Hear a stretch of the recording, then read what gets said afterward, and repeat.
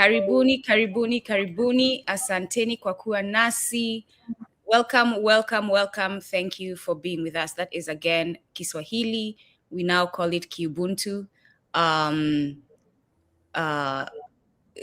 Commonly known throughout the world as Kiswahili, but some of us are pushing for it to be changed and known as Kiubuntu. The name is Nduku. I'm the host on Kumbukeni. We haven't been on as Kumbukeni for a while, but we're joined by my brother Oladele and my sister Mary. I'm looking forward to this conversation, looking forward to hearing all your questions. You can put your questions in the chat, please, if you have any questions, if you have any additions to the conversations, any comments, please put them in the chat. Let's have a community discussion, not just the three of us talking. So looking forward to this conversation. Asanteni sana kwa kuwa nasi. Oladele. Yeah, greetings, everybody. Welcome on Kumbukeni. In community with my sister. My name, as always, Oladele Sumo, the founder of the Merging of Kebalan, and it's great to be here, guys. So just join us in the conversation. Let's flow. You know what we're about. You know, uncompromising, awakening your mind, and decolonizing your minds. Welcome. Mary, go ahead and introduce yourself. Thank you so much, Nduko. Lovely to meet a fellow Kenyan, a Nigerian, an African. I looked forward to these are the dreams I had in 2019. You know, like I felt like I was alone in a hole.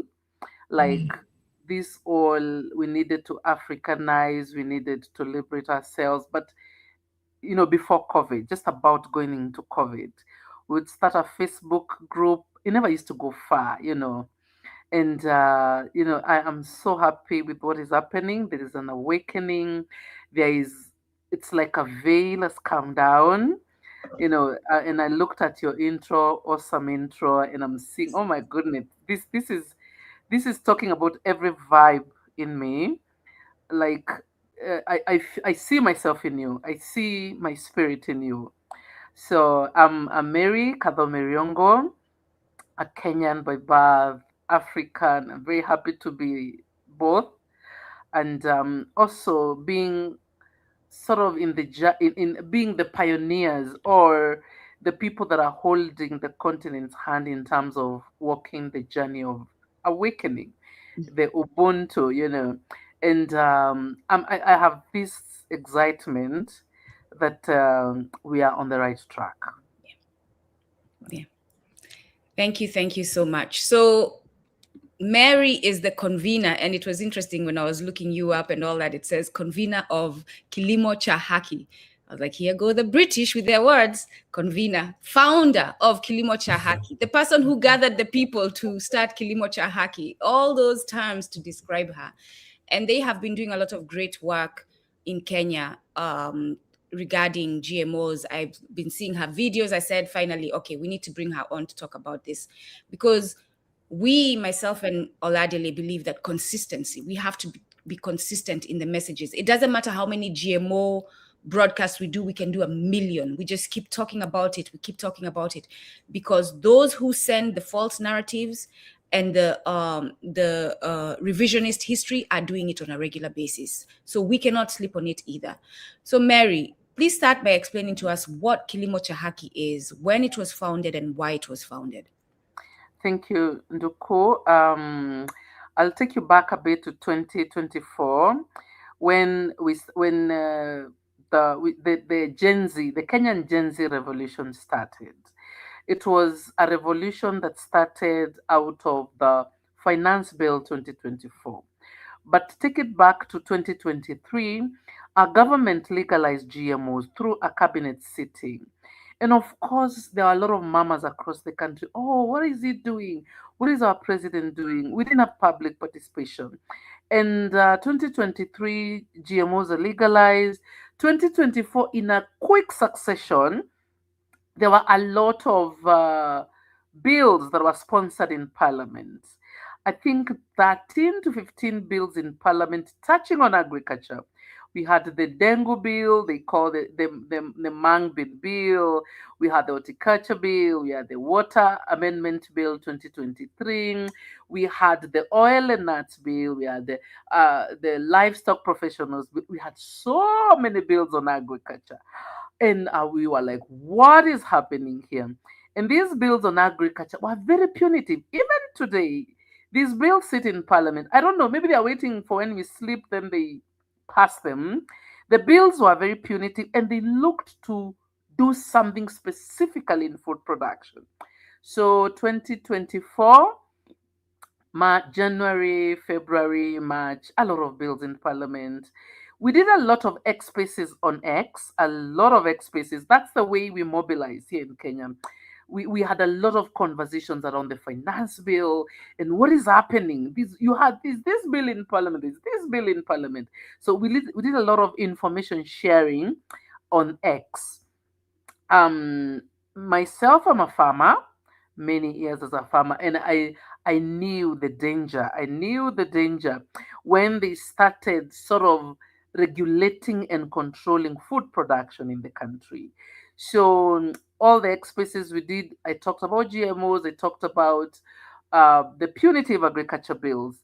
We even reached out to members of parliament who sat in the agriculture committees to try and ask them to go slow on the bills. And I remember meeting a member of parliament who told me, Mary, we don't even know where these bills are coming from. They come in supersonic speeds in parliament. The first reading, second reading, you don't know who sponsors these bills. One day, of course, the heat is catching up. There's a lot of information. There's a lot of, what should I call, like a deaf sort of government. They didn't listen to the people. And I remember we felt, no, this is now too much.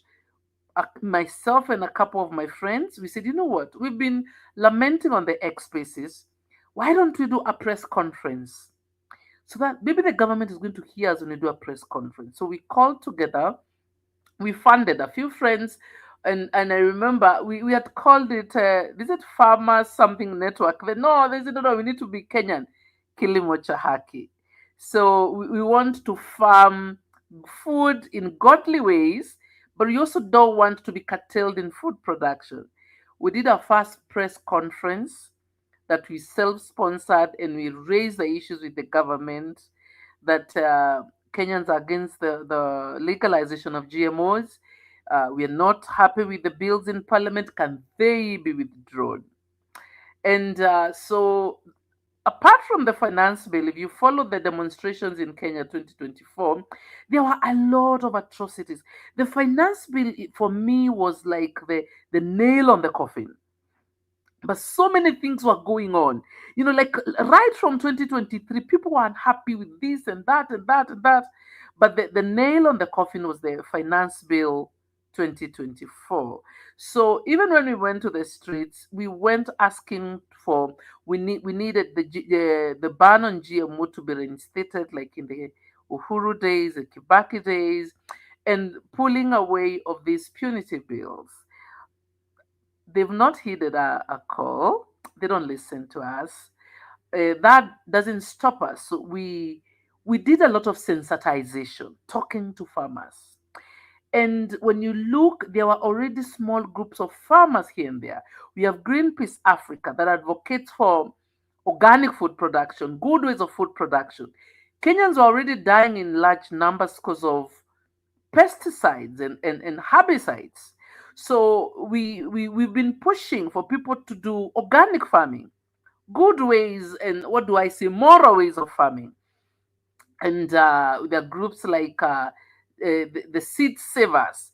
Now, when GMOs were legalized, Kenyans were like, oh, we need to protect our indigenous seeds.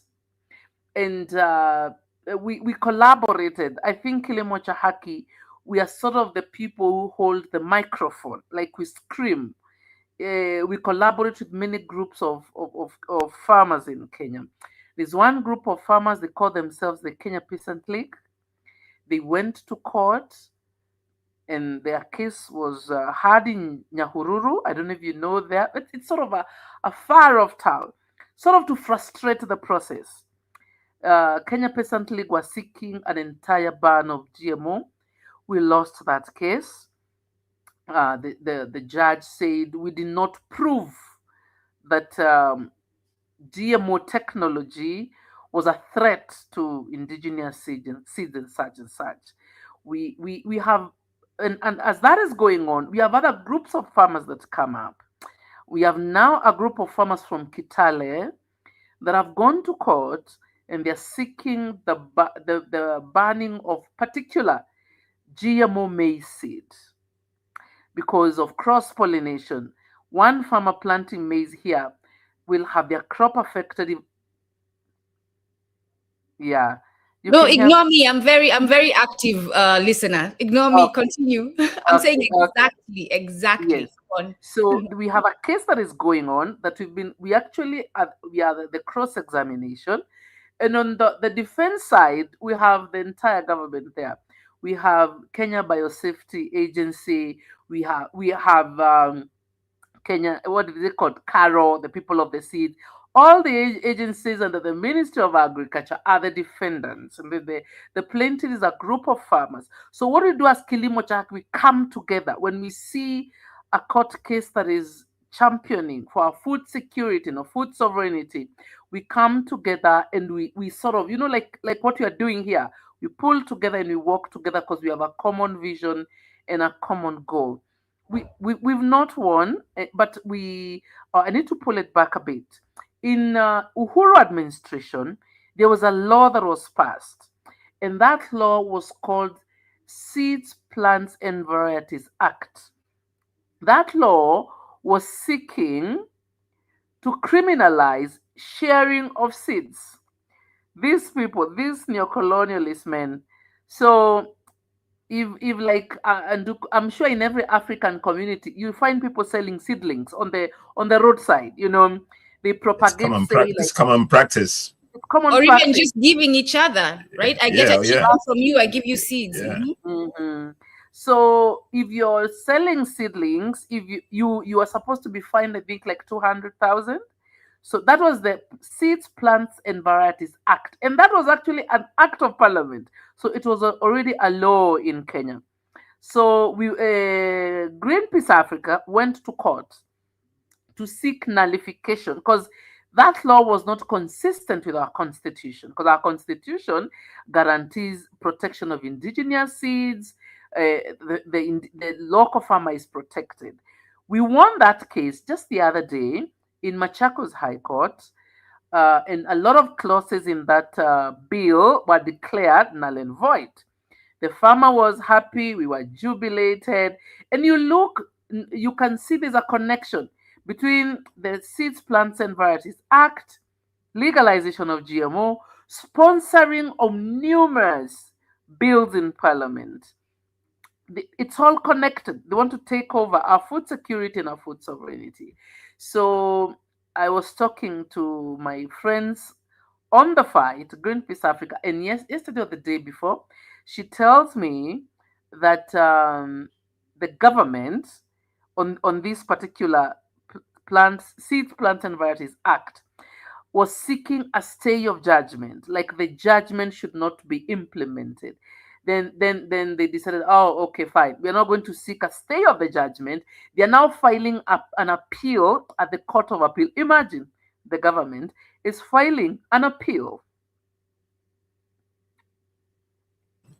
I got to ask you, my sister. I'm listening to you, and whose side is the government on? The imperialist side, my dear. They represent the imperialists. They fight for the imperialists. Wow. It's crazy. It's crazy when you see what is happening. Like the farmers are on one side jubilating, and these people are literally fixing the farmer. They're literally fixing the farmer. That's crazy. So in terms of our government officials then, because I'm writing something down. So why can't we ban GMOs altogether? What's stopping us? Based on what you just told us, what can we do to push the government back? Because I'm listening. When we have this conversation, I get angry, sis. I get angry. Our governments have been taken over, my brother. Our governments have been taken over. Exactly. Yeah. That's what I can tell you. We don't have a government that fights for people. They've been taken over. Sad. Exactly. Yeah. Yeah, it's just That, unfortunately, Oladele, this is the truth. There's nothing, and you can see they're doing Kilimo Cha Haki and all the other are doing a lot. They're taking them to court, and they keep getting like blocked. I was so happy when I saw the Machakos win. So like because I saw you on TikTok celebrating that. So yeah, every little win is huge. Because I remember with the Ndengu bill, Machakos was the one under attack because we Kambas love our Ndengu. So that was, for us, it was like, that's the first time I saw Akamba people coming together and being like, nah, we're not having this, because Ndengu is a staple. Like Ndengu, for those of you who don't know what Ndengu is, it's lentils. Lentils, the little yellow lentils. Oh no, actually the green one, but lentils of all sort. So we eat lentils with rice. We love lentils with chapati. So that is like a cozy, warming food that we've grown up with, right? So imagine you being told that you can't have that anymore and you can't grow it. This is the food that you've been growing. So I think Kenyans are doing what they can. Kenyans are also on the streets fighting these bills, Oladele, and a lot of them getting abducted, getting tortured, and all of that. So I think Kenyans are actually doing a lot more than Nigeria is doing, because Nigeria has just been passive and docile about everything. We just say we leave it to God and we're doing nothing. So Kenyans, well done. Well done. So Mary, quickly, because not everyone speaks Kiswahili, Kiubuntu, what does Kilimo Cha Haki mean? Translate for them, please. So Kilimo Cha Haki, Kilimo means farming. That word alone means farming. Haki means justice.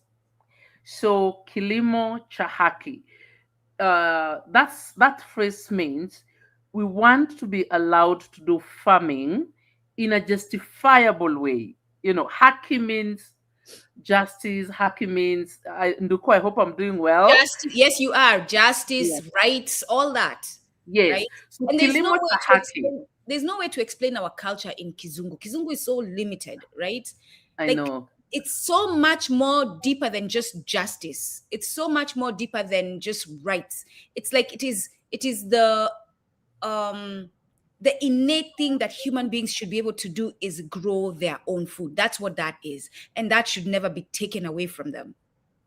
Exactly. And when we say Kilimo Cha Haki, we even sensitize the farmer to do, what's the word? To do proper farming methods. We have farmers that are overly spraying the food. They're poisoning the consumer. So we say you farm in God's way, like God would want you to farm. Do not excessively use chemicals. Do not dry your onions using a Roundup or those chemicals that are killing people with cancer. Let's do farming in, for lack of a better word, in a holy way. Do the way nature supports, Yeah. So on the side of the government, policymakers, you're pushing for good policies in agriculture. On the side of farmers, we are asking farmers to farm as though they would be the ones consuming that kind of food. Yep.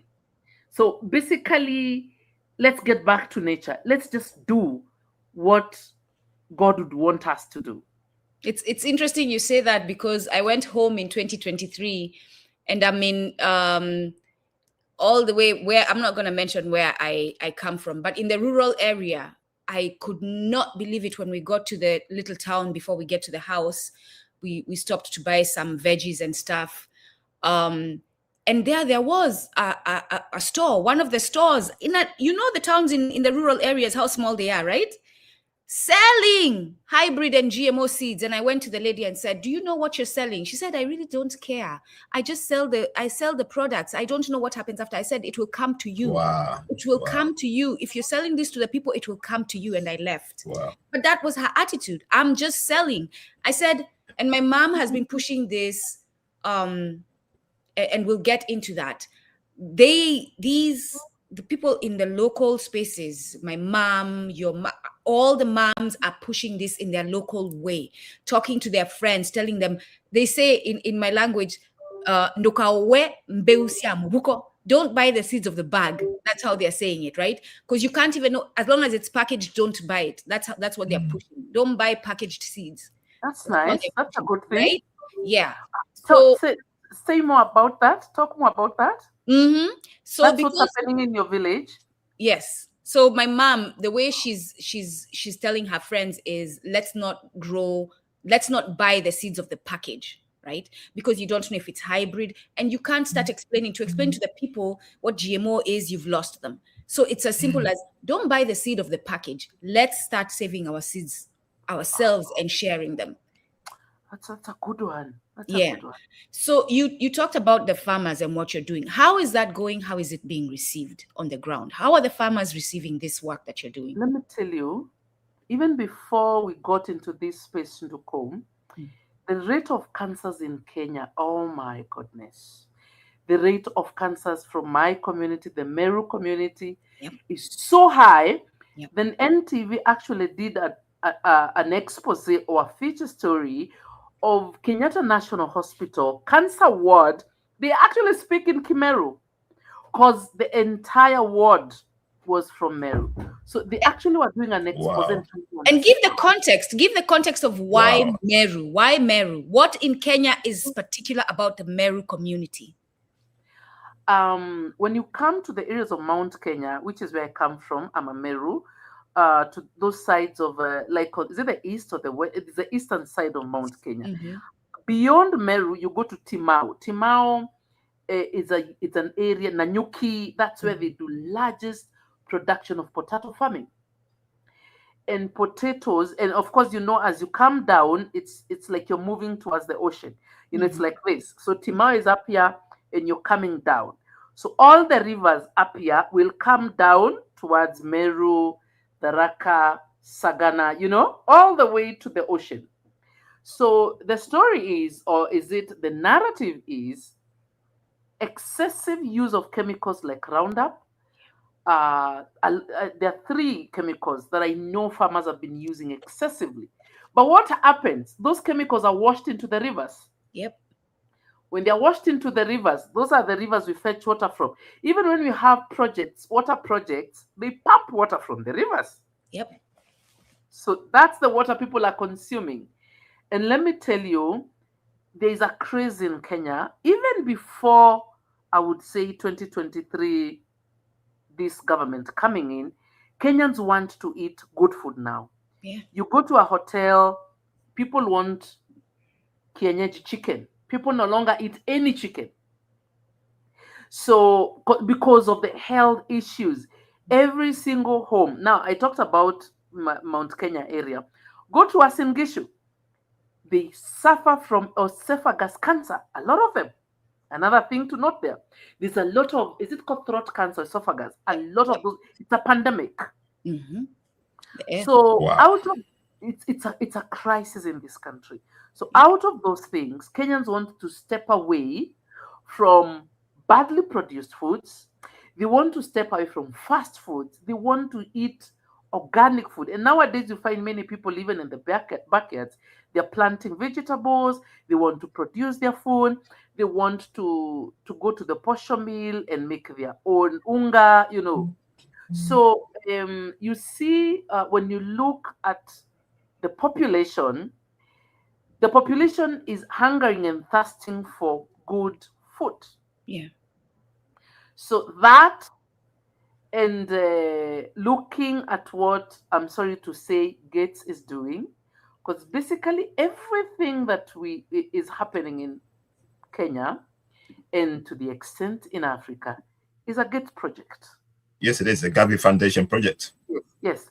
And the money in this organization is huge. Yeah. I'm telling you, I go to media houses. When I approach media houses to go and speak about GMO, they tell me, oh, Mary, this issue of seeds is sensitive. Oh, They've been paid. The ones that agreed to host me, they tell me, yesterday we had a guy from Agra here. Yes. So they poured money in the media. They want to sway the public perception about the GMOs and what. So they are very good in what they do. Okay? So they want to sway the public's opinion on what is this thing all about. And they'll tell you, we want to improve food security in Kenya, in Africa. or they call our seeds, the indigenous seeds is a word I saw. They are calling our seeds counterfeit seeds. That's what they call indigenous seeds. How dare they? They call it, and today I've learned something from Duko. We need to do away with those packaged seeds. I am so happy when I hear that. Mm. So when you look, the population has a hunger and a thirst for good food. So when you tell people I'm producing good food, people want to come to you. I have people in my inbox every day. Where can I get indigenous seeds? I want traditional beans. Brilliant. People want to plant. Nice. Okay. I'm actually happy to hear that. The awareness is growing. I'm happy to hear that. Awareness is growing. And you know, let me my brother said something, and you know, when you look at this is a pyramid, down here is a base. When you look at the pyramid, the population is at the base of the pyramid. The powers that be, you know, keep going up and up and up. And now that our governments have been taken over, what do? You pull the population, because it's the base of the pyramid. You pull the population and the pyramid is going to collapse. Yes, we are supposed to be the consumers. We're supposed to consume the poison. We are supposed to be the implementers, or actually the consumers of every evil plan they have. So what do? As much as we are fighting in court and bearing in mind we find our governments have been taken over, we want to educate the population to pull them away from the pyramid so the pyramid can literally collapse. Yeah. Yeah. I actually love what you're saying there. Is basically when we're talking about solutions, and me and Ndu could talk about this all the time. It's about the grassroots, getting to the people that matter the most. That's basically where the revolution starts. And once the people are awakened and they understand how the system, like I said, the pyramid works, absolutely, it will fall apart. And based on what you just said there, I'm actually encouraged to hear that, because you're not my Nigerian brothers and sisters. Just listen to what our sister's saying. We Nigerians we haven't even started yet. We haven't. We basically we don't want to get to where Kenya is in terms of the cancer rates.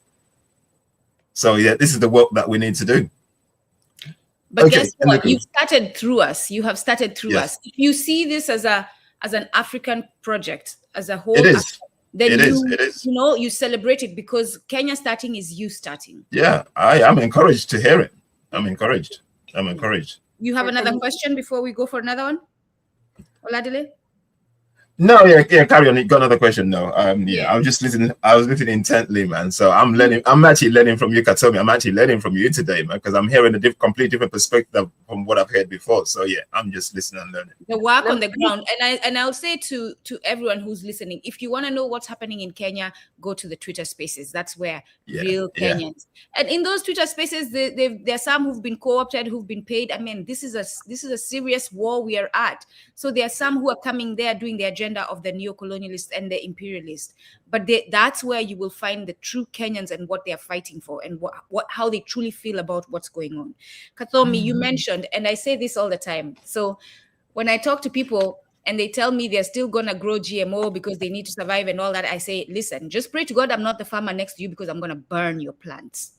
Because what I understand is your plants are going to affect all the plants in that. So talk about that. You mentioned it slightly when you talked about the maize. How, like, it's not just, and this is where Ubuntu comes in. I am because you are. What I do affects you. What you do affects me. So this is not a matter of Nduko, people can't do what you think they want, what you want them to do. People can do what they, no. This is, GMO is not a matter of I can do what I want to do. You cannot. Because if one person plants GMO, that whole area is going to be affected. So please talk about that, how GMO plants change the genetic structure of organic plants. The effects of GMO Nduko are, I don't know where to start. Yeah, let's talk about all of them. Start and go slowly. First of all, specifically, you know, maize was not our indigenous plant or meal, but we co-opted it after colonization. Maize comes from Mexico, and Mexico has had indigenous maize. Then they have through America, they share border. They legalized GMOs years back, and you can imagine Mexico has banned GMOs maize as we are speaking because of the effects. Yeah, they have. They banned it. Yeah. And the science of GMO comes from America. 1960 something. It's an American technology. Yep. And the entire Europe has banned GMO. Yep. Let's just not talk about Russia, where you're going to go to jail if you produce, you bring in anything, you go to jail. Exactly. The entire Europe, not one country has legalized GMO because of the effects. And let me tell you something. What God has. Oh, that's not her signal being lost, is it? Yeah. All right, we'll wait. We'll wait. Kathomi, if you can hear us, your signal was just disconnected. We'll wait for you to come back on. Let me just let her know quickly. Yeah, so based on what the sister's saying, and this is basically to every African, and the topic today is like Kenyans say no to GMO seeds. What I'll say is every African needs to push back on GMO seeds, because these GMO seeds are detrimental. You know, we're talking about cancer rate. Cancer rate is growing in Africa. You know, in the past they used to call it Aronyibo. It's basically a white man's disease. That's what they used to call cancer, because Africans never knew about cancer. So I remember my forefathers, my grandfather, my mom used to call Aronyibo, which is basically a white man's disease. Yeah. But now, since we Africans have started eating the processed European food and they keep importing it to us, now the cancer rate is going up. So what does that tell you? And the fallout is this: our health centers are basically not the best. And this is always my worry. Our health centers are not the best. And that also, by the way, and that also is an effect of imperialism through IMF. Imagine. Yeah. So with all that, obviously, like Nduku says, it's all part of the neo-colonial takeover. You know, basically they were already there, but now they're giving us their foods with a detrimental, and then they basically control everything. So imagine cancer, and then they're gonna start selling you drugs. That's the goal. It becomes a value chain to get for them, so that to get you hooked. So this is basically why we Africans need to start thinking deeply. And I'll say this, and I'm very, very unapologetic about what I'm about to say now. When you see Oyibo, see evil. This is where I'm at in my thinking. When I see them, I see evil, because they've never, you know, I'm nearly 60 now. And in my lifetime, I've never seen them do anything that's ever going to benefit Africans. It's never happened. People always talk about they brought this, they brought that. Yeah, they did. But what's the end goal? To benefit them.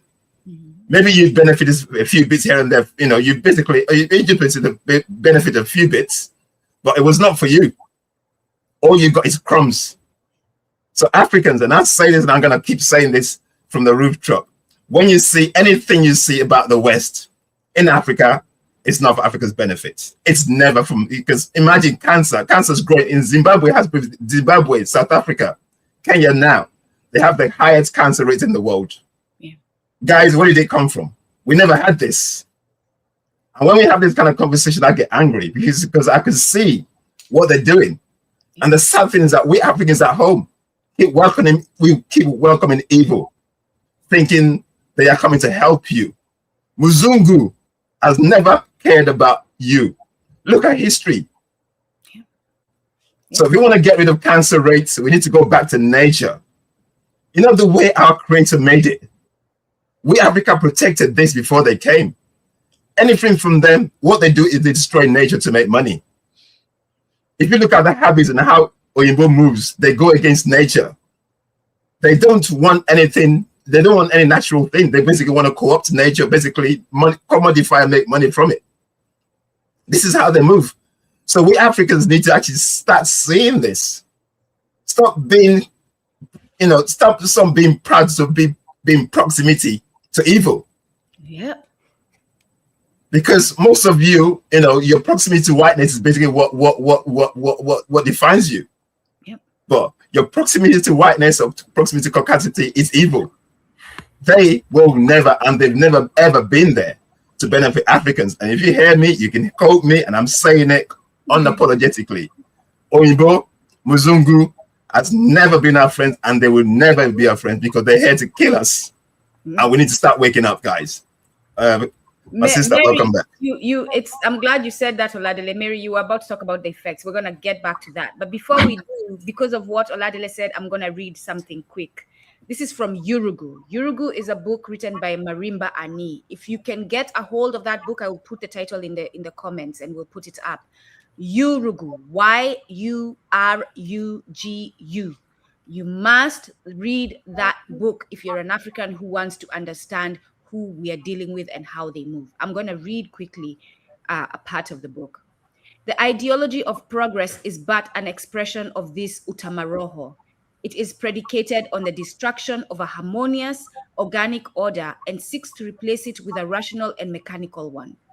This ideology proffers a goal that can never be realized, for the sake of which human beings consume as they destroy. Technological rationalization and exploitative capitalistic enterprise are the social activities correlated with this ideology and the utamaroho that created it. Global imperialism, in brackets, the destruction and consumption or reordering of other cultures, close brackets, is the form of intercultural behavior the utamaroho demands. The syntax of universalism is the ideological and cognitive manifestation of this expansionistic utamaroho. She goes on to say, to control, in quotes, for this utamaroho means to render passive. Once a thing, person, or culture can be acted upon at will by the European self, the ego, that self is considered to have expanded. So expansionism is the increase of its domain. Hence, the European concept of power is the ability to manipulate and control, to make passive as an agent of change. It is power over, not power through. And I'm going to explain that quickly. Power over, not power through. Power over means whoever you are dealing with, you're controlling them. Power through means that we all get power through each other. You all understand that? Europeans don't move in power through. This business of you're being told we are partners, that's a lie. You're not partners. They always power over. She continues to say the last bit, and then we'll talk about effects and talk about what she's saying, right? Because I had a question that's going to speak to this after you talk about the effects.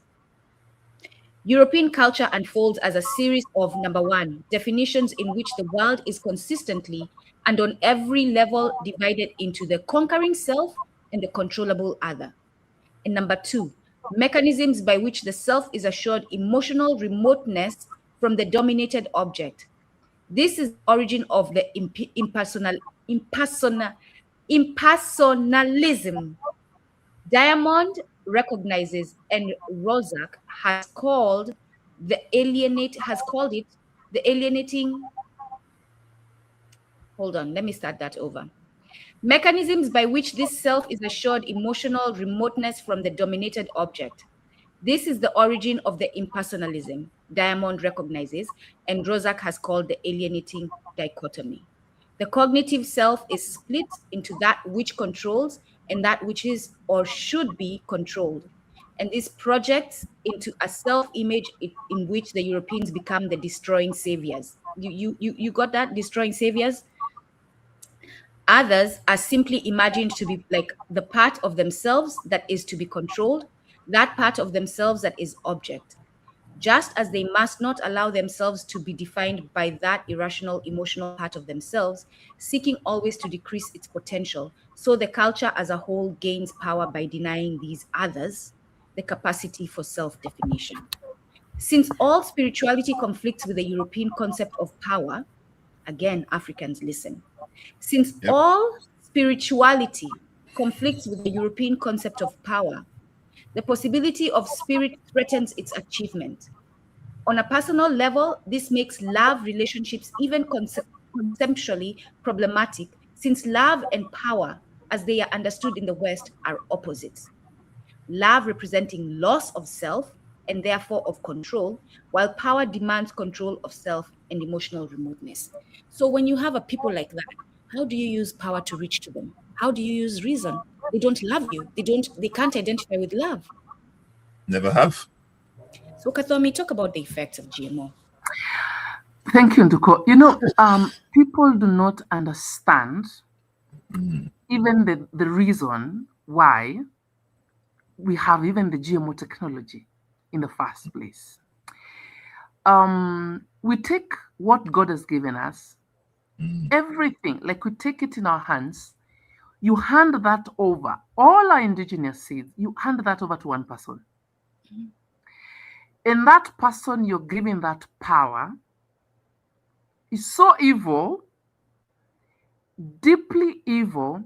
They have actually confessed 1,010,000 times. They actually want to exterminate you.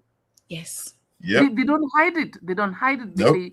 They talk about it all over. They tell you they are going to exterminate you. We have science documents that shows GMO can be engineered in the lab to target, like, say, a blackmail. Yep. At that level. Like, that food on the table will target a blackmail, and they will eliminate or make a blackmail impotent, for lack of a better word. Yep. Because you're giving power to a person who will be so happy to see you exterminated from this planet. And that is the secrets countries like Russia have. They know these things. GMO, and you have to realize with the spirited campaign of transgenderism and LGBTQ, people do not know this is actually engineered in food. Men are having women tendencies. Men they're pumping women hormones in men, and these evil people have something on men, not even women, on men, and the African men. They would be so happy to eliminate the African man, because this is a source of seed. This is the source of life. And our poor African countries, I keep asking myself, they don't know these things. They don't hear these things. These things are not secrets. They are on the streets. Everyone is talking about them. They are even talked about even in big, like, World Economic Forum meetings, WHO meetings. You will hear these statements on the podium. And the guys in Africa, let me say, countries in Africa that have GMO right now, they're not many. And they're like Ethiopia, there's Kenya. I have a document somewhere. Nigeria joined in 2024, 25. Nigeria joined. They did? Yeah, they have. Tinubu passed the bill. We had a program about this. Yeah, 2024, he did. Yeah. They joined it. He did. For he Tinubu, was there. You should have seen the video. Bill Gates was there and Nigerians. It was there. Not long after he was there, and then they approved it. And we had a big campaign in Nigeria about this, but Nigeria's on the list now.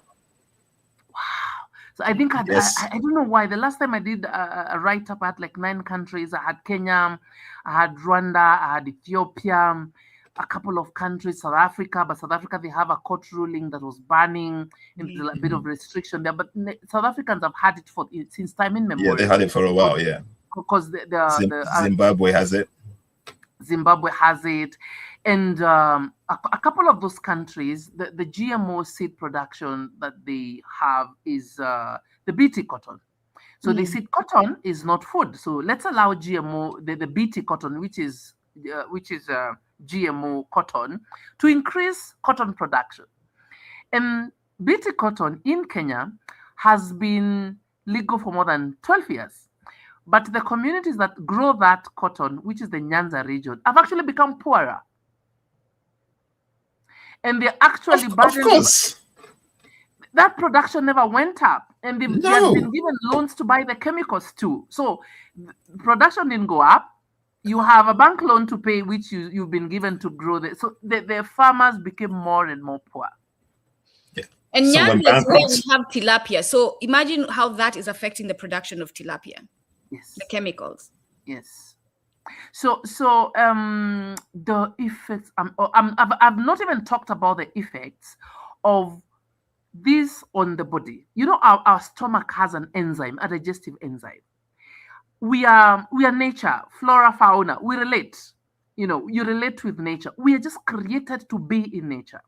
Your body can only digest what is produced naturally.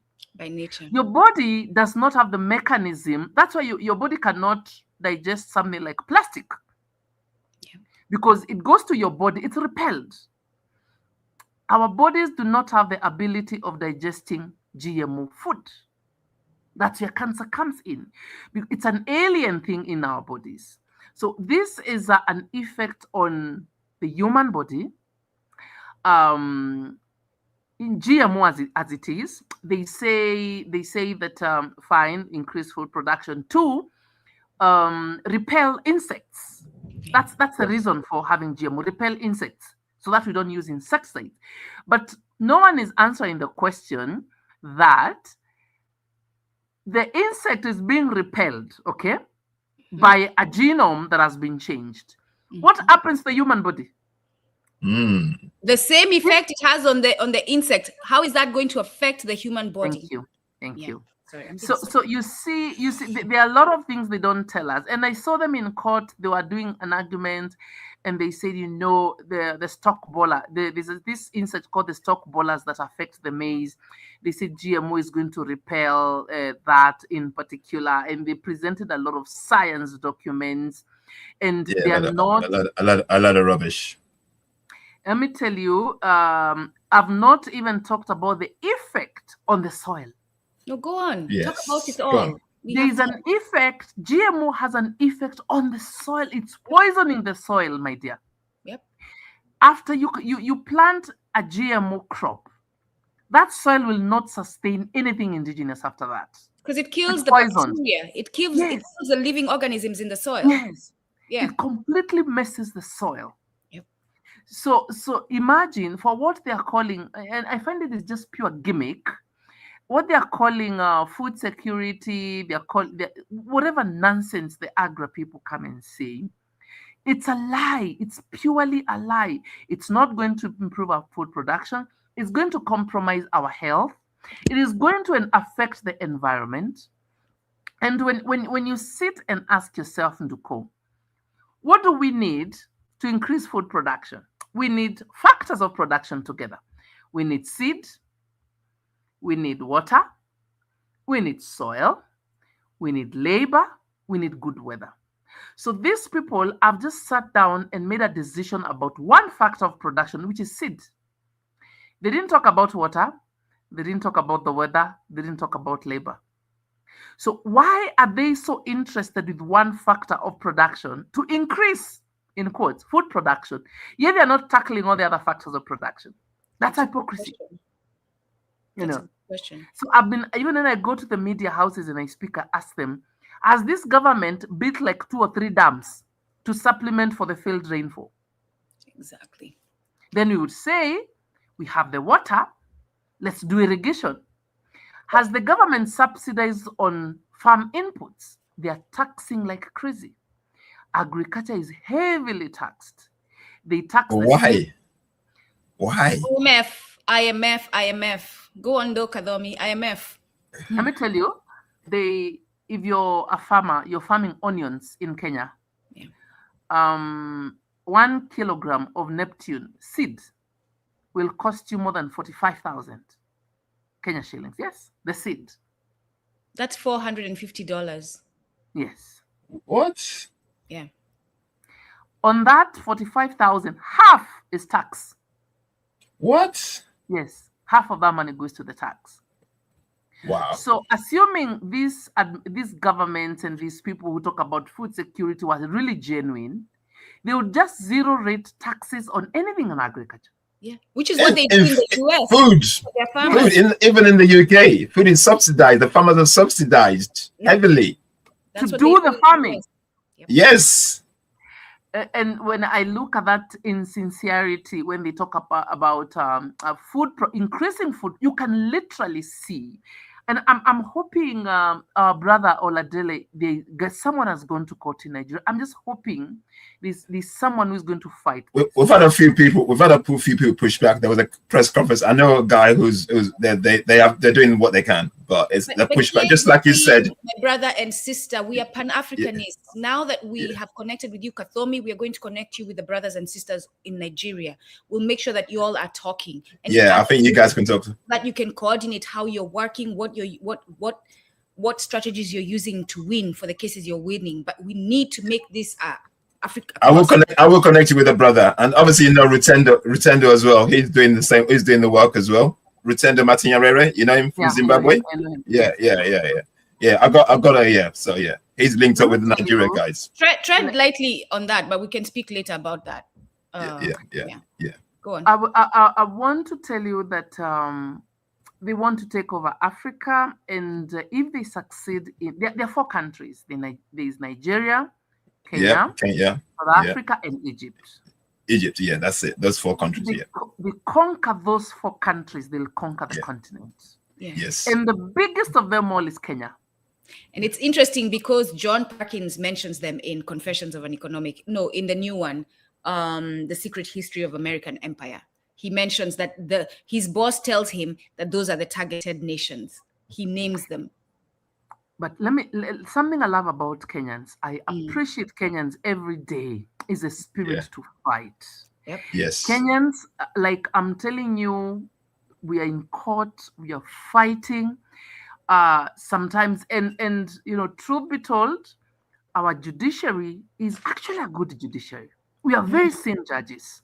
Because I've been sitting through the court hearings.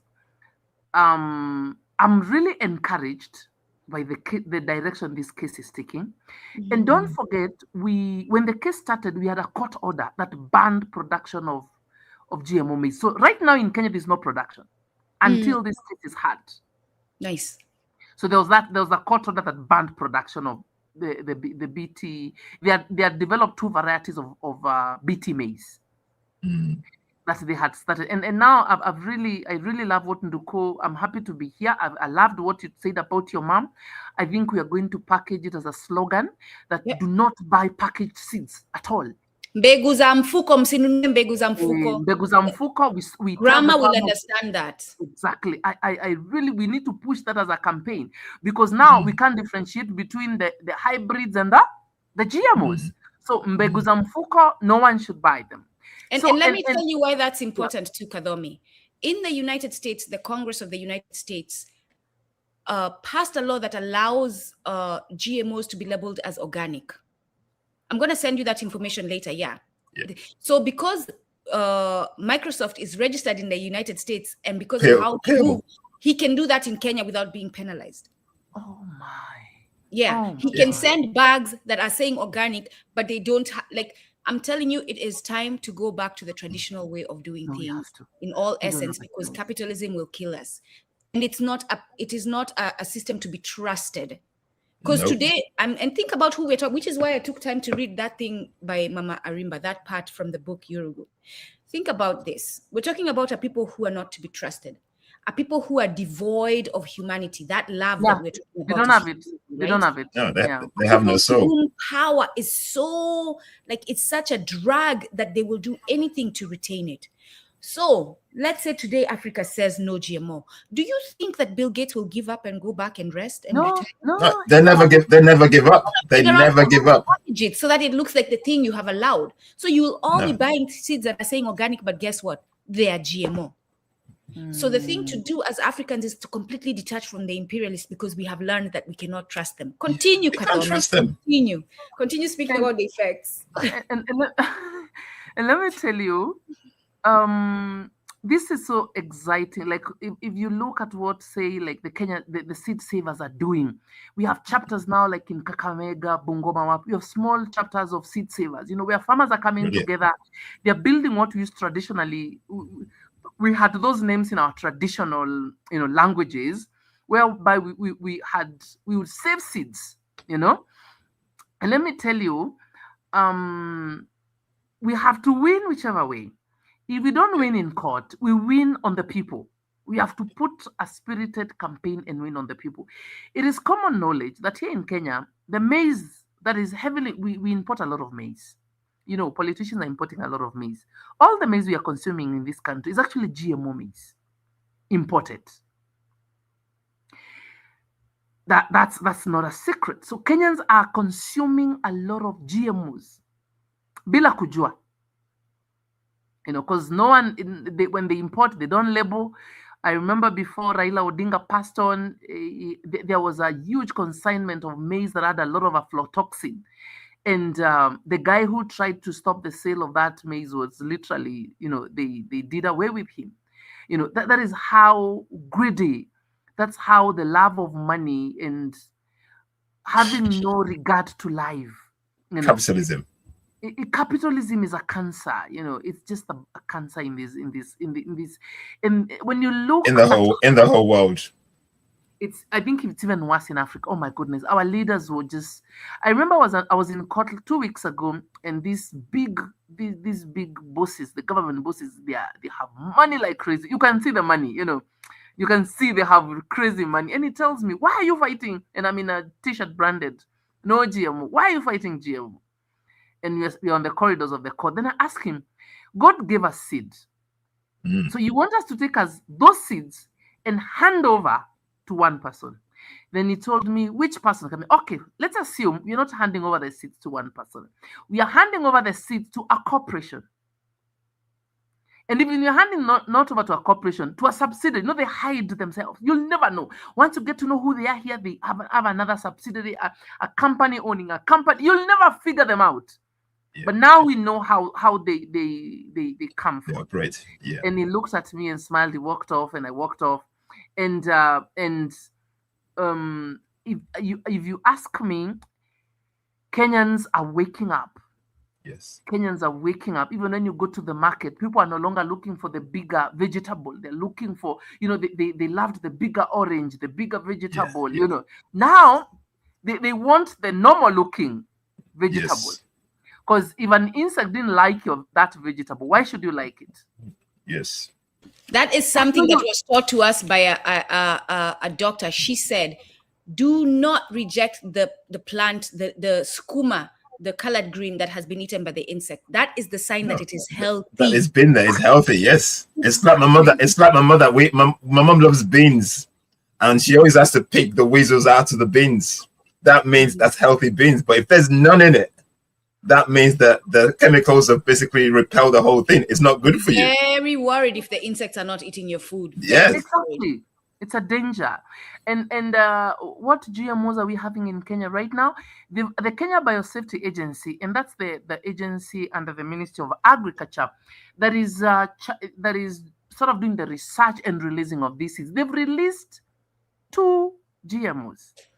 They've released GMO sweet potatoes in Kenya. Yep. And they've released GMOs cassava tubers. Yep. They are now in the market.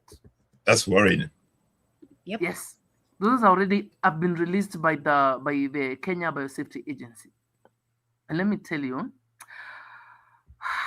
it just breaks my heart. These people want to come for us like, I don't know. I have done a lot of research about these people, and I agree with you, Nduko. There's something not human about these people. There's something not human about them. They're not human. And this is basically what we Africans do not understand. When you see Muzungu, when you see Oyinbo, you need to run.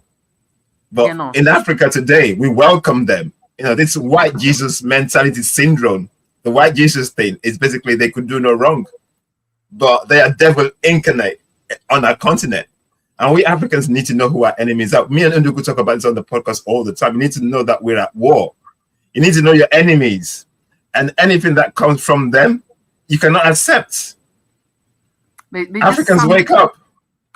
We need to wake up, because the things I have learned in this process, I'm telling you, because the amount of money that has been poured through Agra in Africa, it's crazy money. In the media, in the courts, in the world, it's crazy money. Only to push GMOs in these countries. Imagine. That's their agenda. This is what people should understand. If they're pushing so much money in it, what's the end game? What are they after? You guys don't even understand what that money does. In Nigeria, that money paid terrorists to kill farmers. Yes. Like, yes. Yeah, Boko Haram. No, there's no proof, but allegedly, that's what the money has done. Allegedly, but you know, even if they said it, even an American senators basically said it, that they fund they fund the insurgencies in Nigeria. Yeah. So they were killing farmers who are trying to fight GMO. They push people off the lands. They're pushing people off the land for that reason. They deliberately created the insurgencies to push people off the land. Yeah. So this is not just like, and okay, and this is the question I was gonna say, right? This is where I was going to go. Because now we are talking about, and before you talked about the propaganda, how Bill Gates and the whatever organization he has pays the media to send this message. Are we educating our grandmothers, our brothers and sisters back in the village? Are we educating them about this side of who we are dealing with, who they really are, so that when they hear something in the news, they know, huyo ni mzungu anaongea ni uongo. Like, are we doing that on the ground? And how can we move up to doing that? What can we here do to because listen, Kathomi, if you have a place where you can gather people for a town hall, you put a projector, I'm willing to come and talk to them and have sessions to tell them about, to read Yorugu, a page of Yorugu. Grassroots. To show videos of them themselves saying who they are, to read from their own books where they tell us who they are and what they've done, to read from medical apartheid, the testing they did on Black people here in America. So how can we all come together to do that? What is being done? Because that's the thing that we need to teach our people, because that's where they're being caught up. That Western media, Western people, and our own people who are hired by these Western entities are not to be trusted at all. At all. At all. The people, our people, like Oladele said, don't understand who these people are. Because after 2024, the demonstrations, of course, we had a bit of success with those demonstrations. They also had a campaign to vaccinate all animals. Yep. Yes, I saw remember. That. That's crazy. Succession. And let me tell you, we thank God for social media. Do not underrate social media. I was the first to highlight, to tell Kenyans, do not vaccinate your animals. Yeah. And let me tell you, that flopped. That flopped. It didn't succeed. Yep. Kenyans refused to vaccinate their animals because people, Kenyans are trying. Let me say this: since the COVID jabs, Kenyans have woken up. Yeah. Kenyans have woken up. So people are asking, you want to vaccinate? They were talking like 15 million animals, all cows, all goats, all sheep. What disease are you vaccinating them against? Exactly. They were not even clear, you know? So I'm seeing a lot of hope, Nduku, for the people like us who have put our lives out there to be the voices, to be especially you on the ground with what's happening with activists in Kenya. Yes. We should not give up because we are getting wins, small wins. They are there. They're there. Farmers are coming together. Farmers now are no longer buying packaged seeds. People are talking to each other. People are forming small organizations amongst themselves. You find people that are planting indigenous maize, and they say, I'm planting indigenous maize. Nice. I'll pack it for you. I'll put it in a courier. Exactly. Like I buy maize from Kisumu. Exactly. So we shouldn't give up. And there's someone who noted on all the invasions of continents in the world, America was a red Indian who are actually sort of dark people like us. Yeah. But they literally exterminated people from that continent. Of course. That's what they do. Australia, they exterminated the Aboriginals in Australia. Yes. They've not succeeded in exterminating the Africans. But they can't. They won't succeed because they're trying, but they will never succeed. They have tried. Oh, they're trying, but they're not going to succeed. The pushback. There's a lot of pushback, and people are waking up. Let's keep talking about it. Let's keep networking. Let's keep enlightened. Let's go to court. It doesn't matter. Let's just, and people say, when I go to court, am I going to win? The judiciary is bought. Doesn't matter. Just go to court. Just go to court. Even the step of going to court and fighting and arguing your case in the dock is a good step. Because a lot of things are coming to light. Yeah. You know, a lot of things are coming to light with these things. So and out of this information that we keep sharing, we keep talking about these things. And the push on the other side, people are like, why are you so interested in this thing? Why are you so interested in seed? Why are you not interested in building a dam? You know, why are you interested in the seed in particular? And you know, Nduko, in Kenya, you know, parastatals are being privatized. And the government is selling a lot of parastatals to raise what they were calling IMF. the infrastructure bond. IMF. You know, we've already sold off the Kenya pipeline. IMF. Which is the biggest infrastructure of oil in this country. Yep. Amongst the parastatals up for sale is Kenya Seed Company. Yep. Wow. So you legalize GMO on one side. You pass a law called the Kenya the Seed Plants and Varieties Act on another side. You sponsor like 20 bills on agriculture, and then you sell Kenya Seed Company. And send it to them. Of course, of course.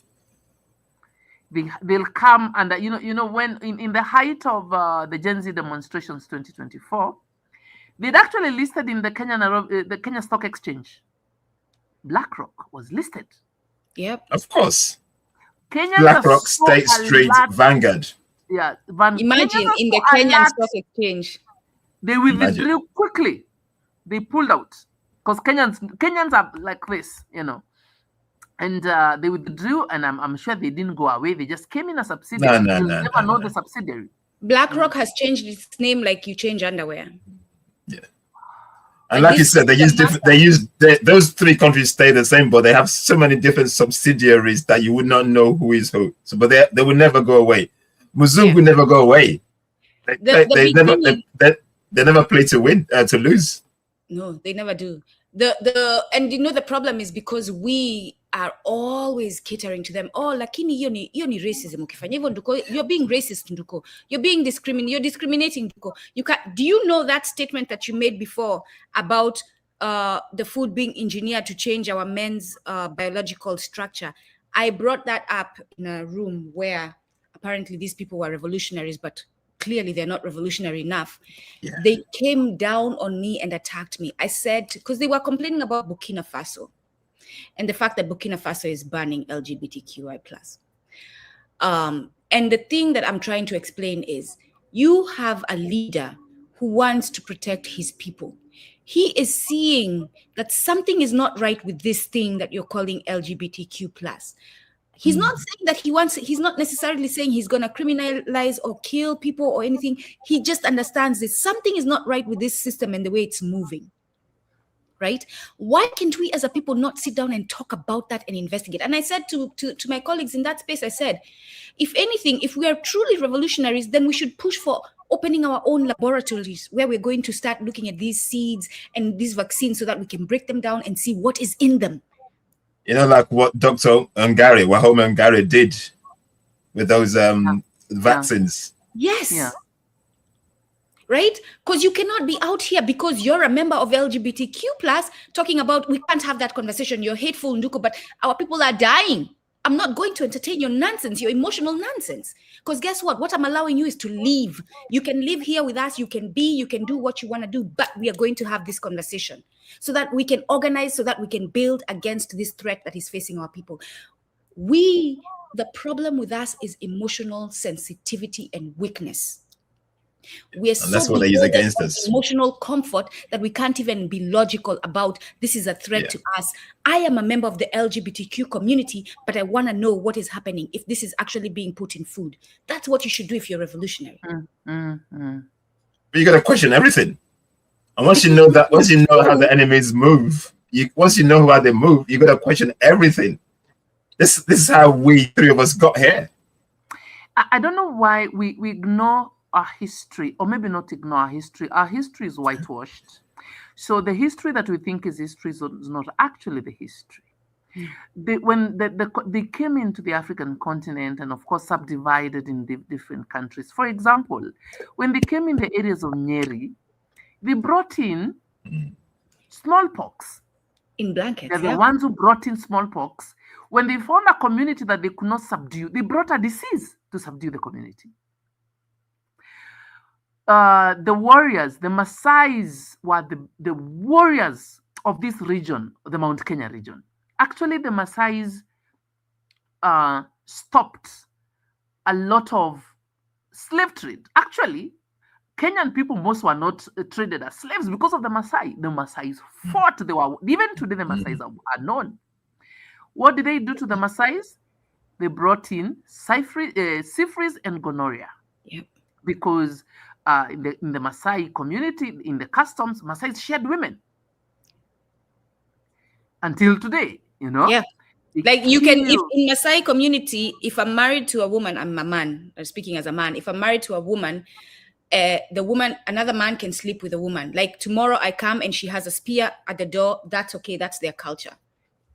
Go on. So long as in the same age group, Age group, yes. They brought in the syphilis and gonorrhea and literally almost wiped up the Maasai community. They brought HIV, but we don't seem to connect. No. They brought HIV. People don't get it. People don't get it. They don't get it. And there's so much on social media that says how they put AIDS in Africa. Yeah.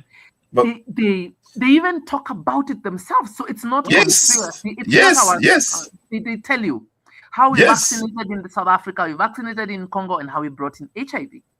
In vaccines.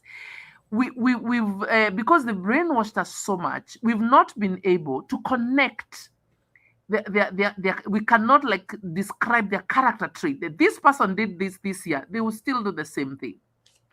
So now we've fallen in love with our killers. Literally, our oppressors. We worship them.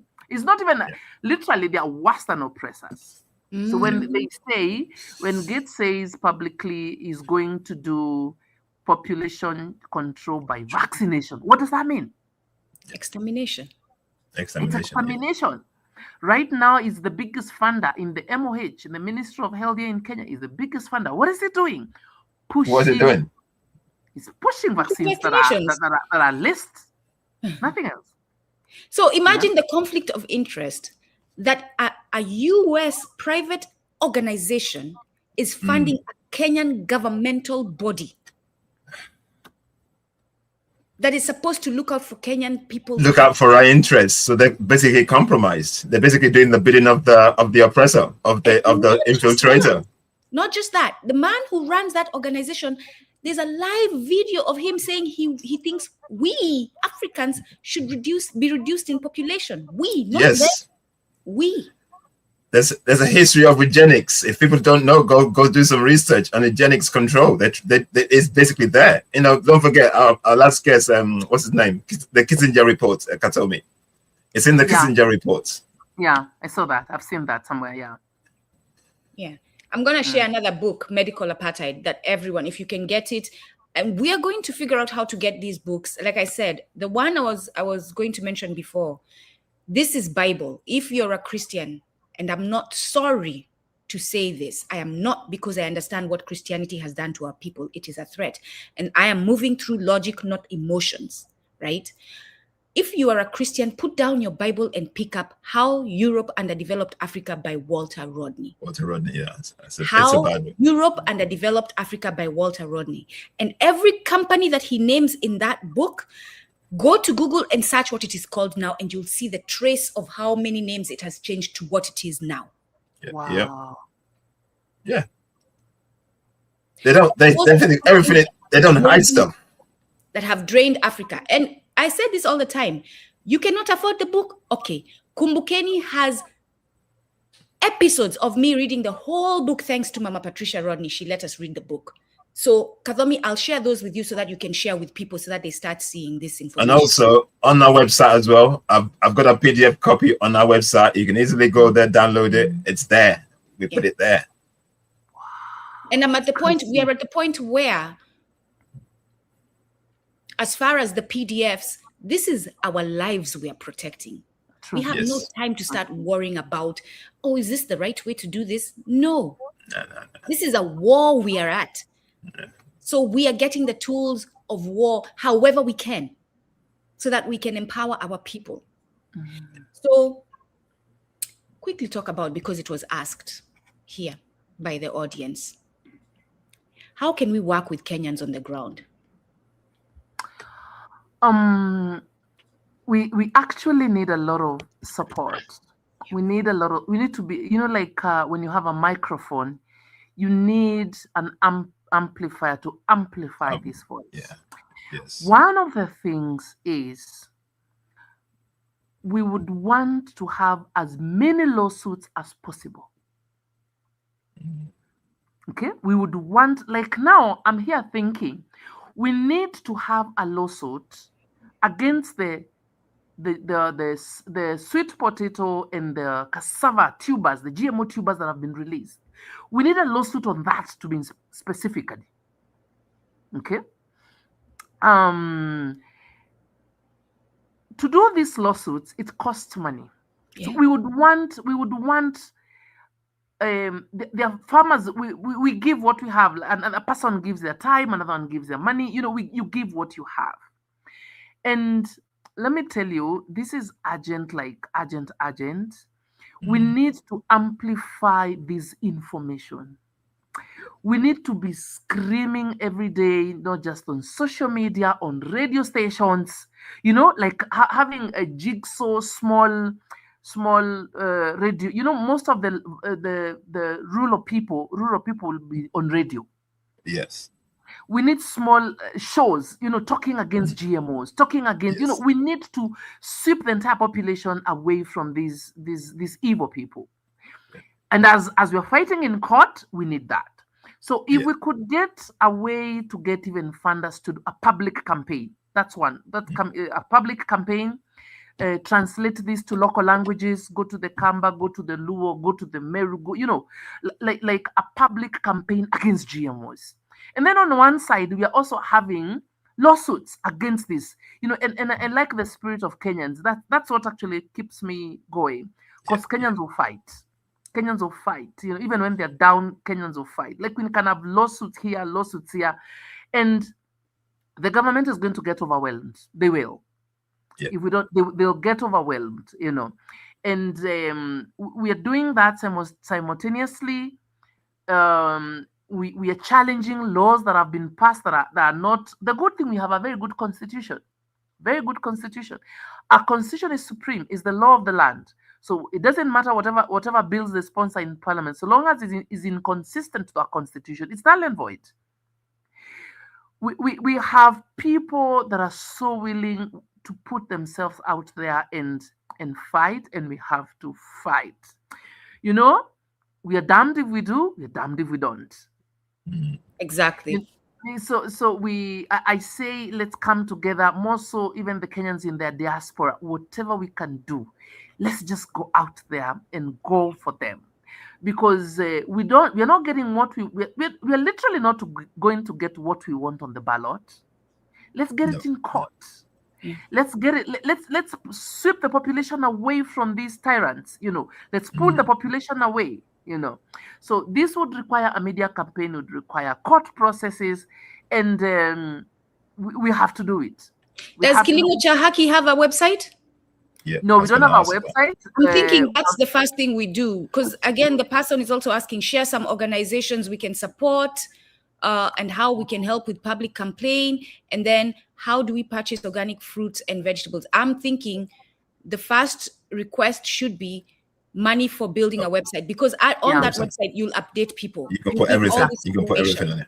So, let us know, and I'll put, for those of you who are watching right now who are truly interested in finding out how you can help and are actually willing to put the money towards it, follow the comments on this recording on both the Imaginal Kebulan and Kumbukeni.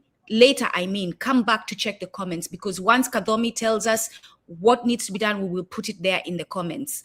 So how much is you creating a good website going to cost, so that you can have all this information and people just go there and click, and you can have a connection to an account that shows what is being done and how money is being distributed. So let us know. We'll put it in the comments. If you're truly back a bag, if you're truly interested in helping, that I think, Oladile, what do you think of that as a solution for now? I agree, because I think we need the funds, and if anybody wants to support, whatever you're watching, people are connected on LinkedIn, on YouTube. I've got it on Instagram. If you just reach back to us. Yeah. This is basically when we're talking about Ubuntu and community. This is everyone's battle, because if Kenyans can win, everybody wins, and this will galvanize the rest. This will galvanize the whole of the continent. Then I can show Nigerians, say, we were doing this in Kenya. So Nigerians, you can follow suit, and we can connect Kathomi with the guys that I know in Nigeria. I can connect you with them. So we have and this is basically what we do. We're building a consensus, a collab, people who are thinking alike, working together as a Pan-African kind of consensus, because we have to battle this from all fronts. But also, to add to what Oladile is saying and to this statement, question, how do we build Pan-African unity on these issues? There is an organization that just reached out to me today and said they're going to organize something this December for multiple organizations to come together regarding this, to just start having that conversation. How do we unite beyond our differences? So if I make that call to you as an organization and say, hey, we're meeting on this date, show up please, so that we can just have this put aside your, I'm talking about those organizations that like to have their names on the marquee of the event, and to be known that, oh, such and such organization held this event. This is not about that. This is going to be a collection of African organizations, no names named. A collection of African organizations have come together to discuss unity. And you come with your humble self, because we are dying on these streets, and your ego is not worth losing this fight. So this is what it's going to be. If Nduko calls you and says there's an organization running this, show up. Let's just show up for the conversation. So, Kathomi, I say that to say, I am one who's always criticizing taking cases to the UN. But sometimes taking cases to the UN is sticking a middle finger to the imperialist. Sometimes that's all it is. And we need a big middle finger to the imperialist. But even beyond that, if we can have this conversation and decide how we're going to coordinate, we need a Pan-African legal or indictment. It doesn't even have to be in a court. It can be just a paper that we've all signed. We are indicting all these organizations, the United States, these, like all the governments, because the organizations and the governments are one and the same thing. But it's good, for those of you who do law, you've been in court lately, it's good to name names. You have to name names. You cannot be vague about indictments.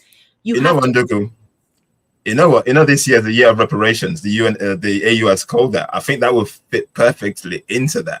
I was gonna say the AU, but the only way we're doing this with the AU is squeezing their balls. Yes, that language is. We're not partnering with them, but at least they've called it. They've called for it anyway. But we can also, we are also intelligent people. We can also say, because the organization that was created to represent us as Africans has failed us, we as the African people are coming together. We will word the legal document and say we are coming together, and it will be broadcasted on even if it takes years to keep broadcasting. We, as the African people, reject this move by these people. And we will play his video claiming that he wants us to be reduced in population. So I'm saying to you... There's so many of those videos. There's so many. To you and Oladile and to everyone else who's listening to us, because Kilimo Cha Haki is not just Kathomi. It's many other people who've come together to work. It's in the heart, it's in the spirit. Right? Yes. And to the farmers. For once... let's put our differences aside and come together and work together. This is not about you getting popularity, the Kenyans who seek popularity. This is not about you being the most followed, the most subscribed person. This is about us getting ourselves liberated. So, and the things that, by the way, so that we get ourselves clear, the things that usually break these organizations and these gatherings is some people still want to work with the white man. We cannot do that in that meeting. Actually, let me tell you something on that. I've marked these organizations, so I know what they stand for. I understand all of them. So when there's an event, when there's some conference, I'll always look, who are the sponsors? Who is sponsoring this event? They actually come in very subtle ways, very like a snake that slithers through the ground. You will not know by the time they vanquish you. And I've gone to meetings, organizations, agricultural organizations that are actually funded by Agra. And They've called me a couple of times. Then I'm like, are you sure you're not going to get conflicted by my presence? Because I'm fighting GMOs. Yep. And you want me. Oh, Mary, we want to have a discussion. We want another opinion.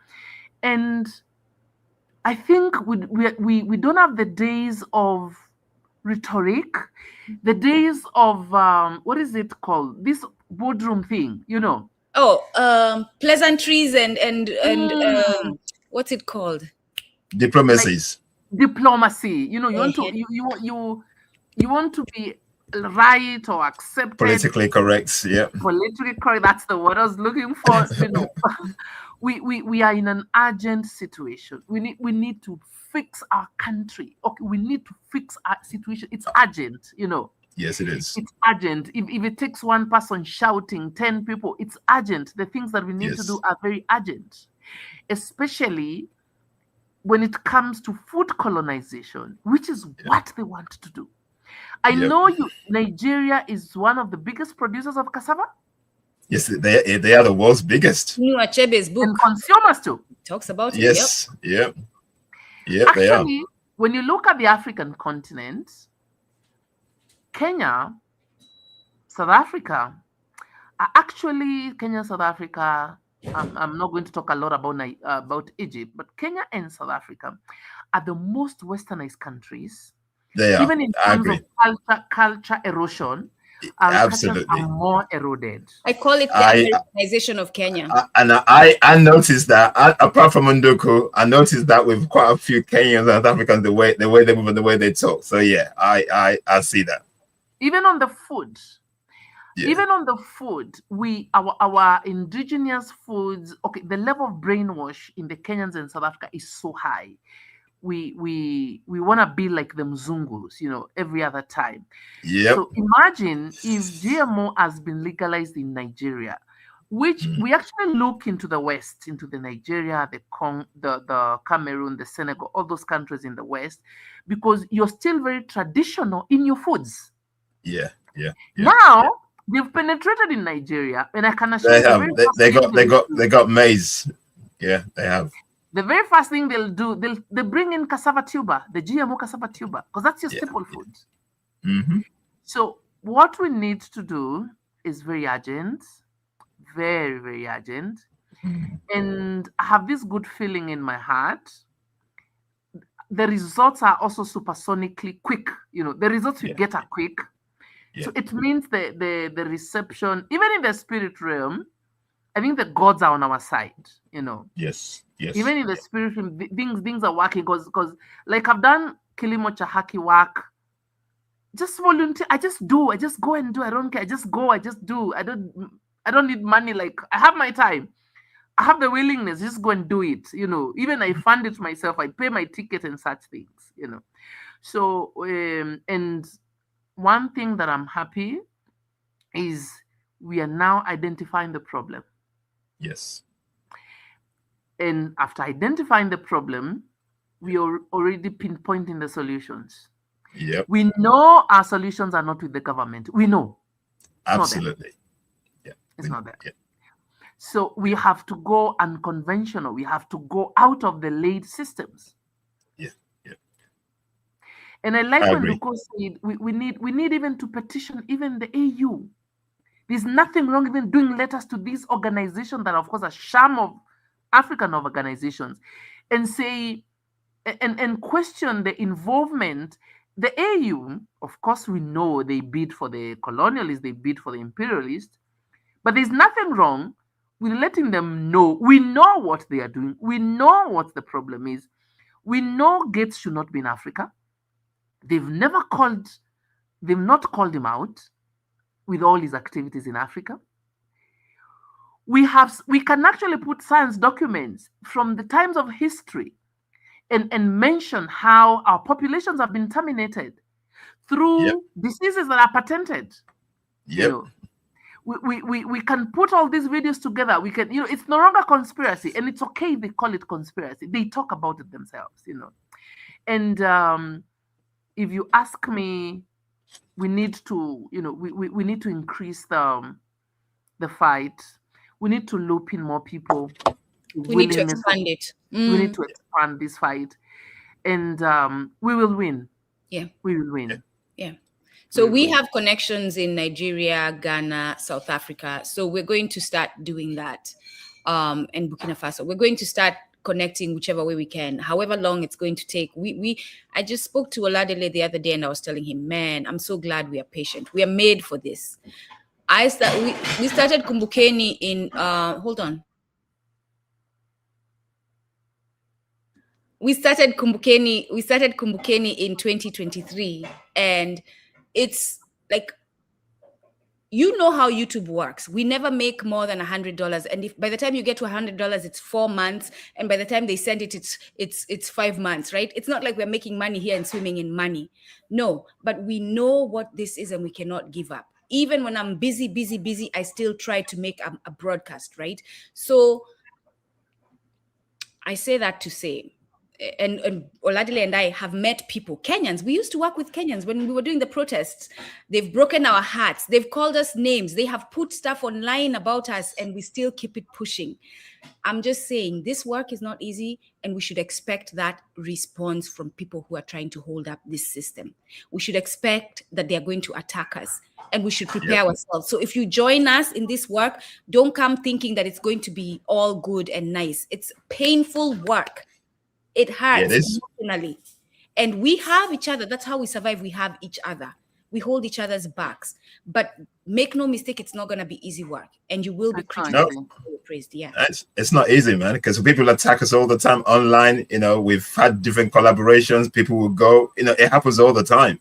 But as long as you're single-minded about this and you basically think it's your work, you have to do it, you got nowhere else to go. And that's what holds me.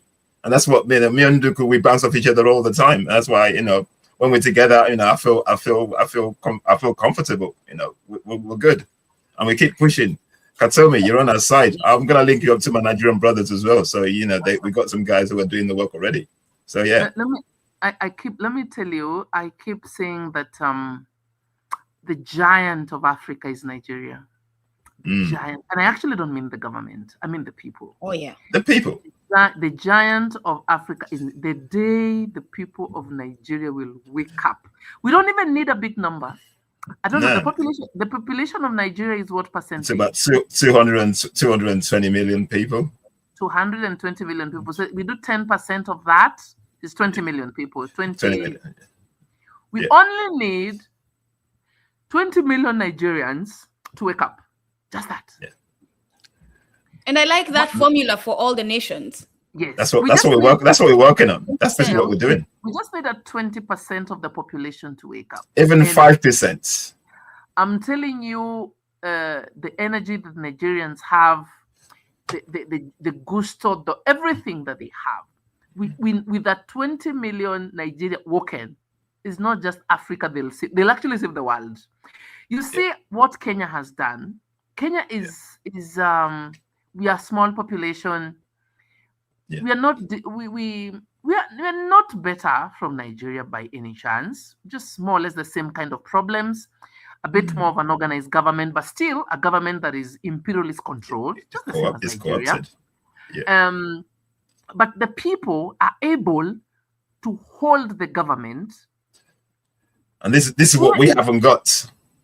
And this is what we get. So I'm telling you, we are getting there. The more people wake up and understand, you know, I'm so happy to be part of this conversation. You know, it doesn't matter if it's 100 people or 20 people that listen to this kind of a conversation. This is a seed that has been sowed.